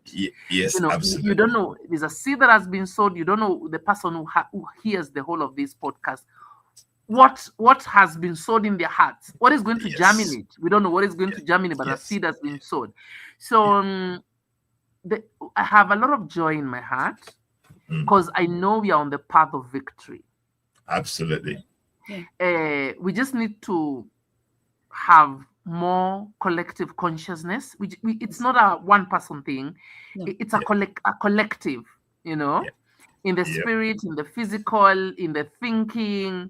You know, it's a collective. You know, when I watched your intro on this podcast, I was like, oh my goodness, this is what she talks about. this is the spirit. This is what she wants to achieve. I'm like, oh my goodness. Yeah. This is what every African needs to be vibrating on. And we now know our problems. They're clear, they're labeled. You know, we didn't even know our problems before. Now we know our problems. Yep. Where we thought we were getting solutions, we know we can no longer get solutions from there. We know what the IMF is doing in Kenya. We know what the World Bank is doing in Kenya. It's pushed the country into debt that we will never pay, or we might never pay. And that's what they wanted. So we now know the IMF, the World Bank will never save this country, but sink the country in more problems. We know the electoral system is rigged against the people. Yep. You know, democracy is a scam. It's a scam. It's a scam for it doesn't work for the people. Not for us. No.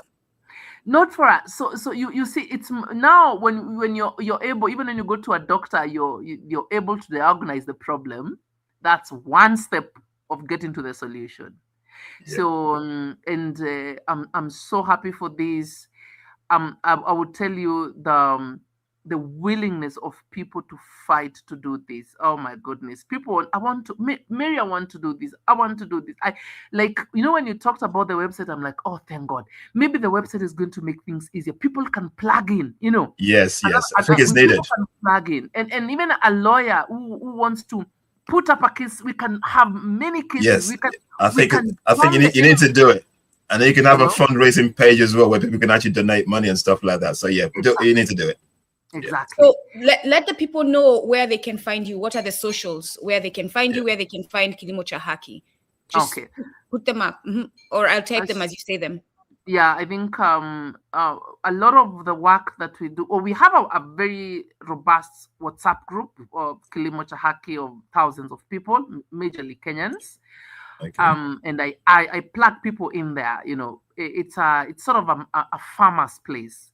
It's a farmer's place. Definitely put us in there. Yeah, definitely. I will definitely do that.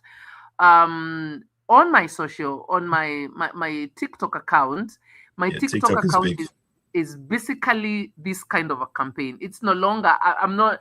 When I came into TikTok, I came to TikTok to dance, to sing, to do jokes, and then I realized there's no room to have fun. Because it's so much that you needed to do. Not when your people are dying. There was no room for comedy on TikTok. So Mary, where's my phone? Nduko, you know my handles. I think I'll just plug them in. I'm about to do that. Yeah, I'm about to get it now. Yeah. And a lot of work that we do on Kilimo Cha Haki on the fight, I plug it in there on my TikTok. I'm also big on X, and on my X account is let me go there. My X. So your TikTok account is that Kathomi _MR, yeah? Yes. Is that you? Okay. Yes. Okay. All right. Okay. I think I follow you already.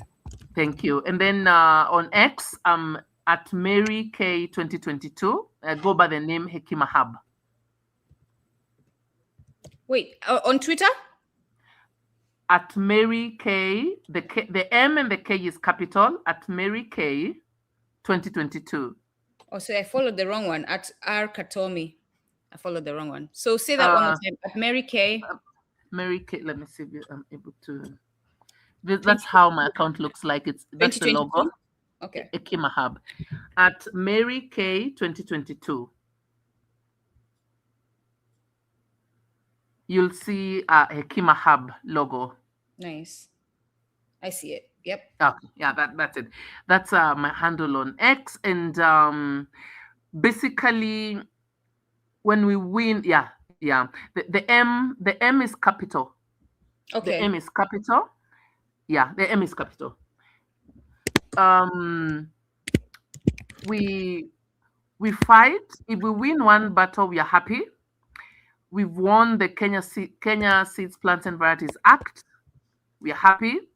We won against immunization of all animals. We are happy. Yes, that's it. Yeah. We are happy, and we keep fighting until we are free. You know, I will add you on Kilimo Cha Haki forum.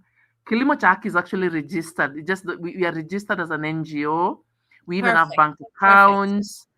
The only thing we've not done, we've not launched our website, and I totally agree. We need to go down on the website quickly so that people are able to plug in properly. Yeah. And we keep this fight going, and we have as many people as possible fighting for our food sovereignty, because basically Kilimo Cha Haki fights for our food sovereignty and our food security, which is under serious threat right now.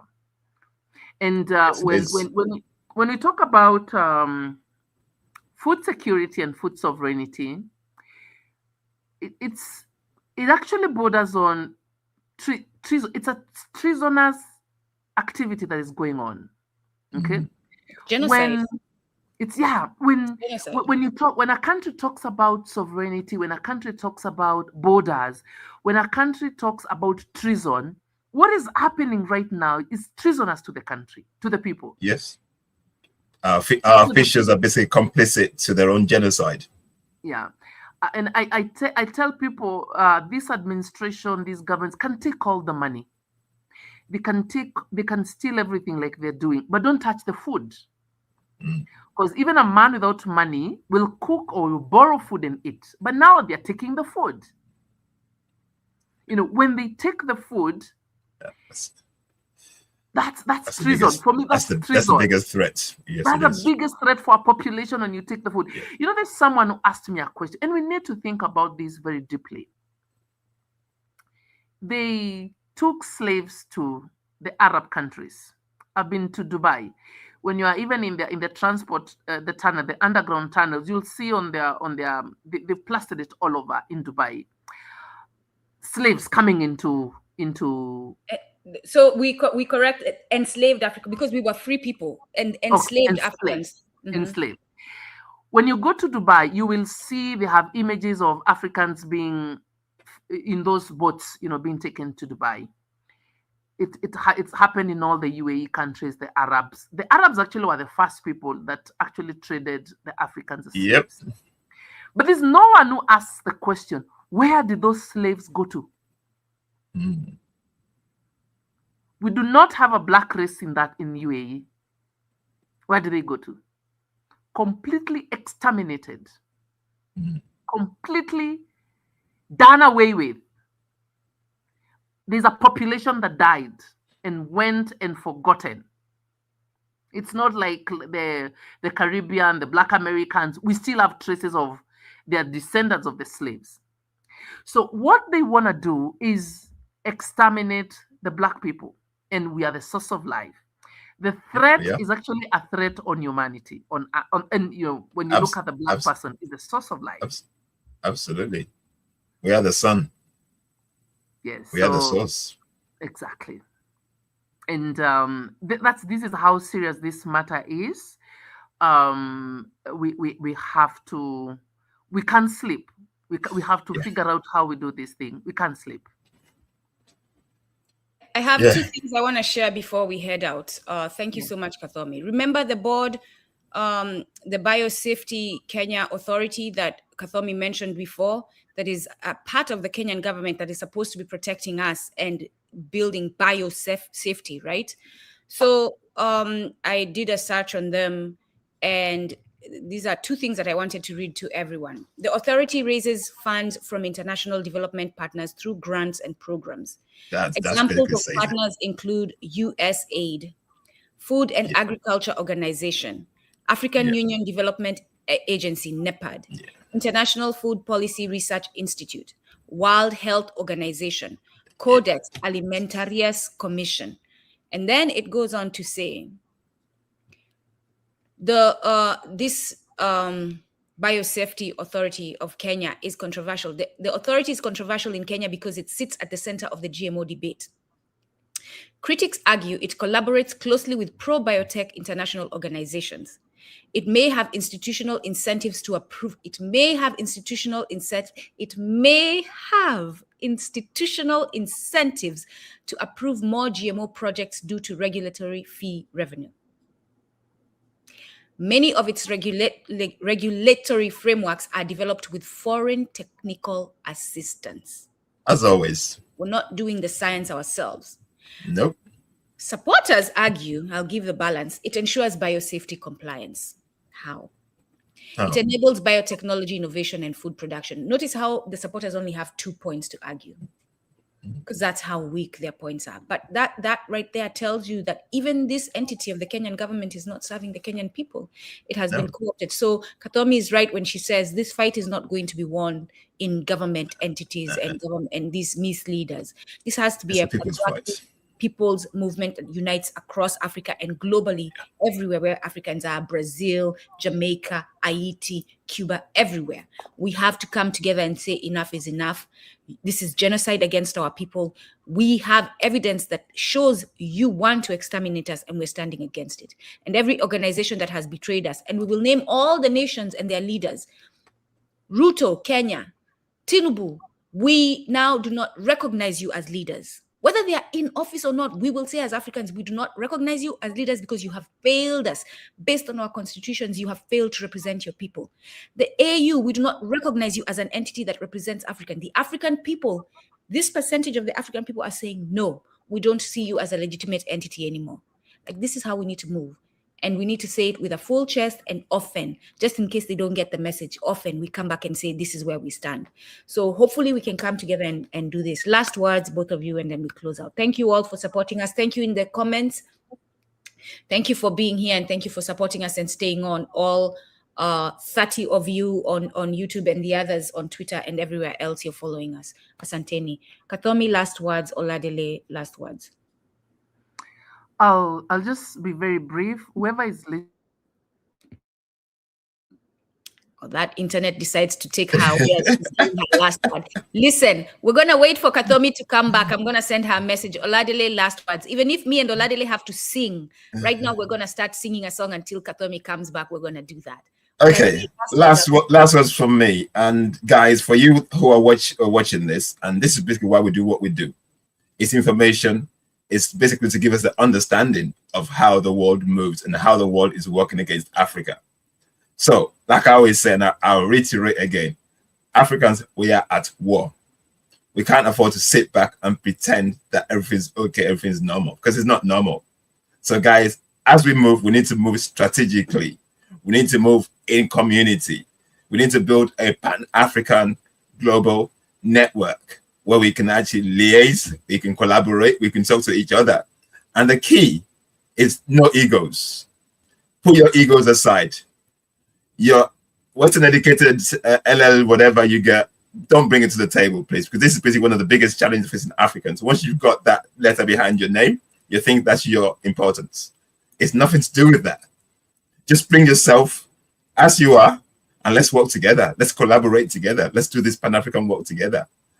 The government's not going to save us. The work is down to you and I.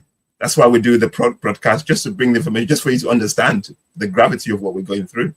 And thanks for watching. Thanks for listening.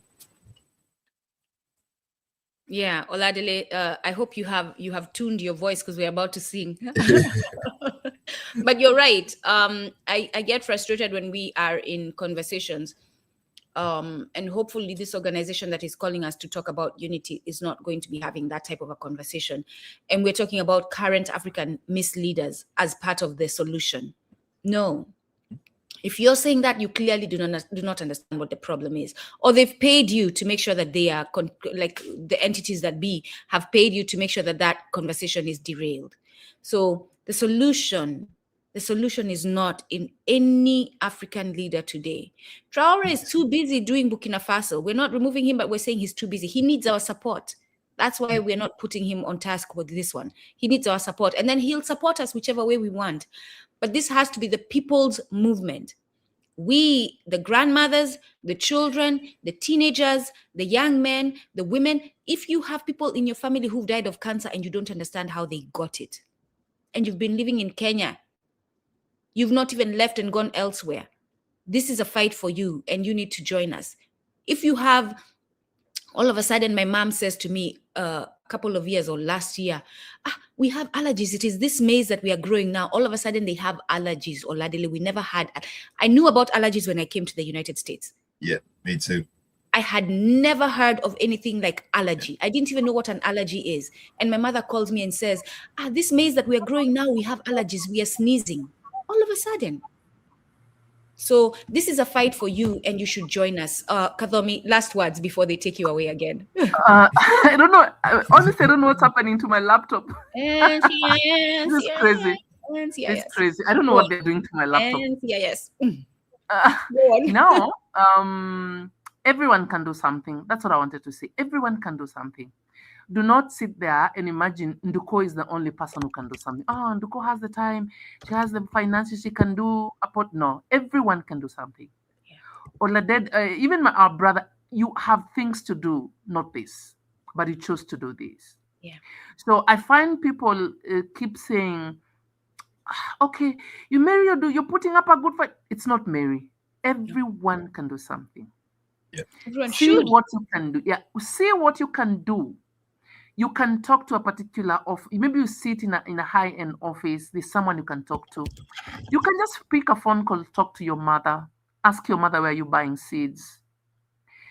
There's something you can do on this journey. It's a collective. So I encourage people. There's a lawyer who's never done anything pro bono.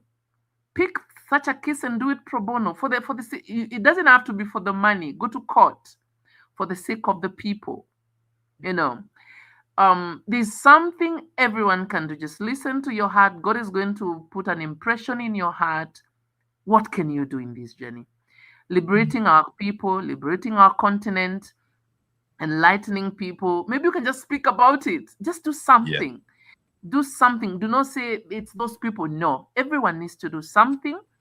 But I have this joy in my heart that you're walking towards victory. And Nduko, again, thank you for what you do. I want to see you going like explosive. You know, I want to see you going like real big, real big. There are a lot of problems afflicting the African people. Yeah. And we'll fix each at a time. We'll fix it.